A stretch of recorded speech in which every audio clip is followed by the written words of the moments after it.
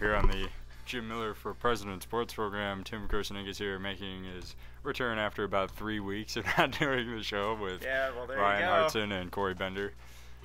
Good to be back on the show, guys.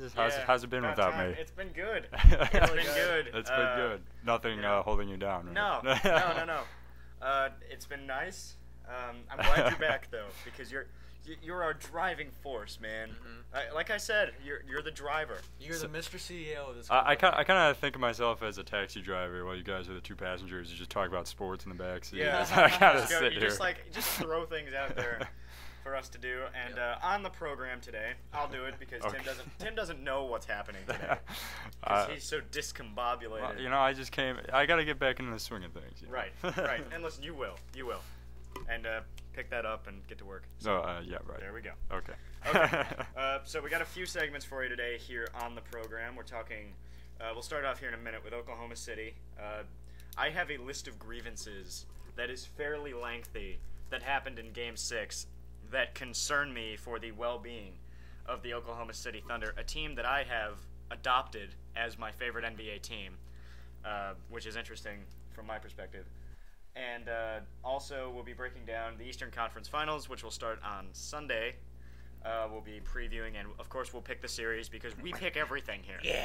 We pick games here, and then of course we might let Tim talk about baseball for a little bit. Oh, you might. No, we will. We will have a baseball segment for you today. I'm looking forward to it. So, Corey, we'll start off. Oklahoma City Thunder lose Game 6. Kevin Durant scores 11 points. Oh my God. Russell Westbrook scores 27. I'll go through my list of grievances in a second, but first I want to get your take.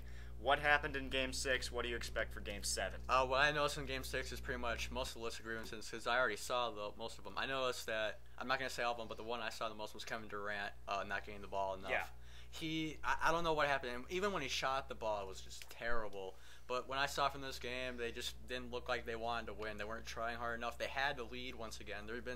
Throughout this whole series, one team will have a lead, and then magically they'll just come back and win the game. And Zach Randolph's starting to be really good as usual. And I'm not going to say all those grievances because I want you to go off on that. So that's what I think. Right, because you took my point last week. Yeah. I wrote down, because I was going to talk about Phil Jackson a little bit, and I can't even remember what it was, and Corey just stole it instantly. I feel like I'm never going to tell you anything because I feel like my thoughts are unique, and I want to keep my thoughts to myself now. It's okay. So I don't really have varying viewpoints on the show. It's just kind of like, yeah, I guess you're right. We already know that. Trust me, this Heat Bulls series is going to piss you off, and it's going to piss Corey off because I hate the Bulls, and we'll get there. Actually, I'm doing everything I can to get my emotion out of the way. Just to talk about this series, and my emotion is based on logic, unlike some people. Actually, it's no one sitting here, just all the stupid Bulls fans. But well, Chicago fans. Let's go through my list of grievances. I took notes on the game last night. Everything I noticed, it's really distressing, and I'll read it off and then I'll explain it a little bit, and you can agree, disagree, give a thought, whatever. Okay. First thing I wrote down, I wrote most of these down immediately after the game. First thing I wrote down after the game was they're soft.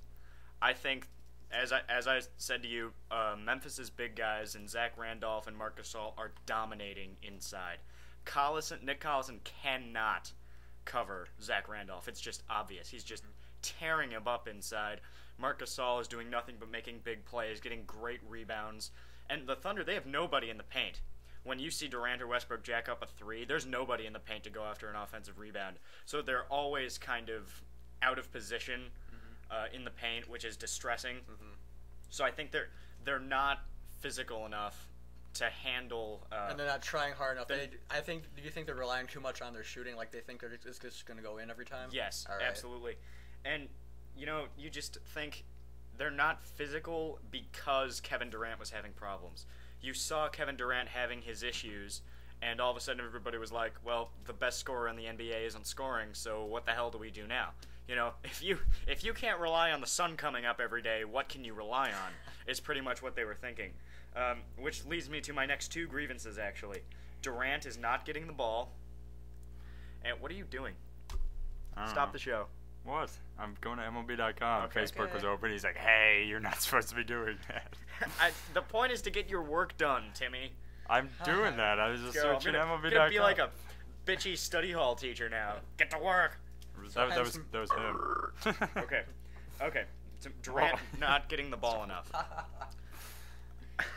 More importantly, Kevin Durant not getting the ball enough, and it has more to do with Russell Westbrook than it does Kevin Durant. Like Westbrook, rather Durant is just standing there like, dude, give me the ball, and Westbrook's like, no, and just thinks he can take every shot himself. He thinks he's the man. He's not the man, but he thinks he's the man, and that's really the problem.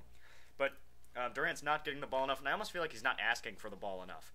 Like, you talk about the great superstars in NBA history all had egos that were unbelievably huge, right?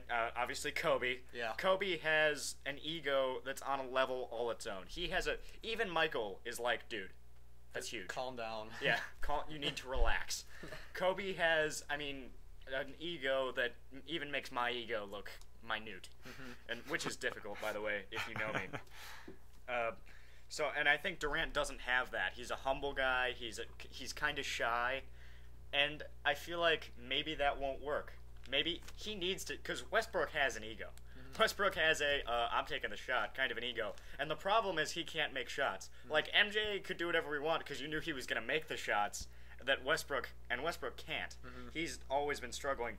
And the other one is, when Durant did get the ball, which was rarely, he took a bunch of bad shots. Yeah. He kept jacking up threes in the fourth quarter last night that I couldn't understand. I was like, dude, drive the lane.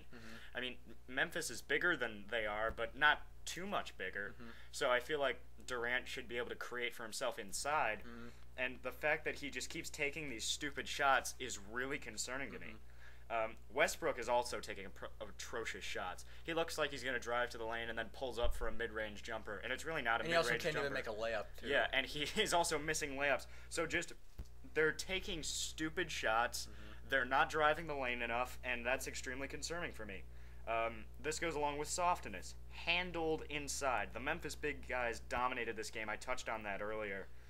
And they have no defensive answer for Zach Randolph whatsoever.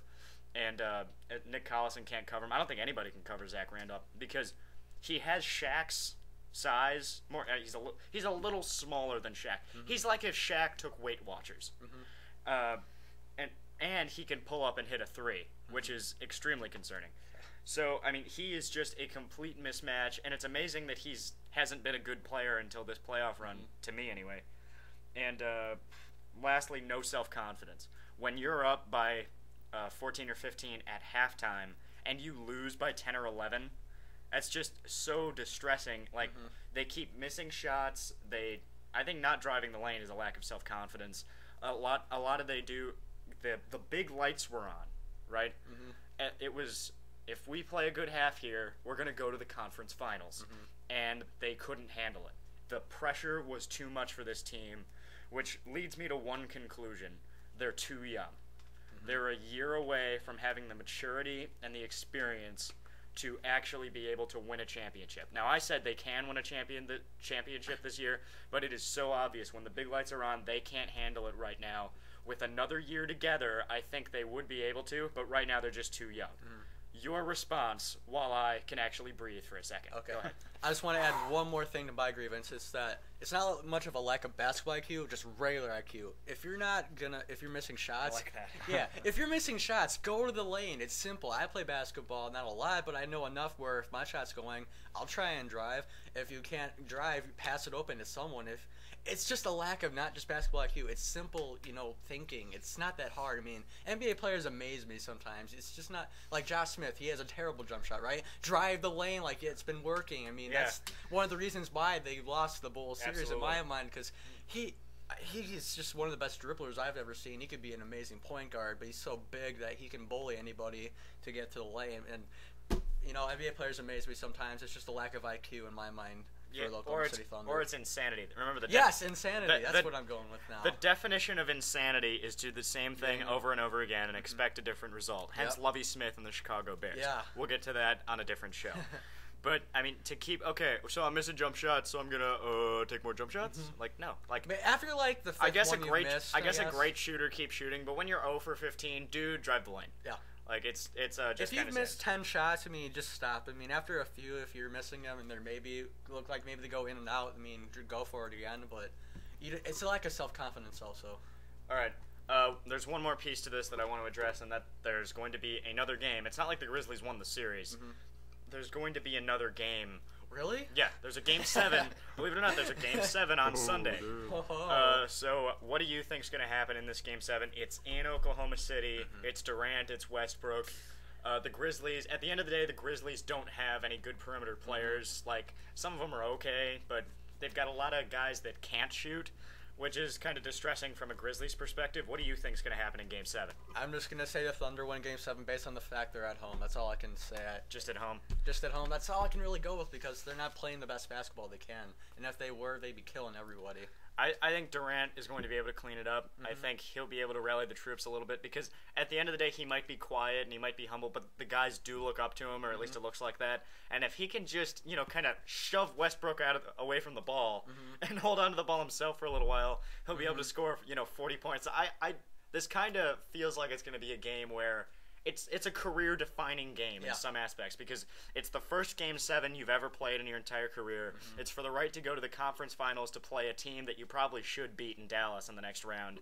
What do you got? Mm-hmm. And you'll see what Kevin Durant in particular is really made of, and is he really the top 5 player in the NBA? We all think it is. Mm-hmm. I think he is. I think it's interesting to look at. Okay, so Tim, how's the MLB stuff coming? Oh, it's going pretty good so far. I got some interesting facts and storylines going on. So. Okay, well, we're going to do one more segment. We're going to talk about the Bulls and the Heat. Are you done with your research? I'm getting there. Okay. I'm almost done. Are you going to have thoughts about the Bulls? A little bit. Are you going to have thoughts about the Heat? No, not really. I like the Heat, But that's that, Okay, that'll be up. We're going to take a break now and prepare yourself because Tim might actually talk in the next segment. Oh, my God. This is the Jim Miller Frozen Sports Program. On BWC Internet Radio.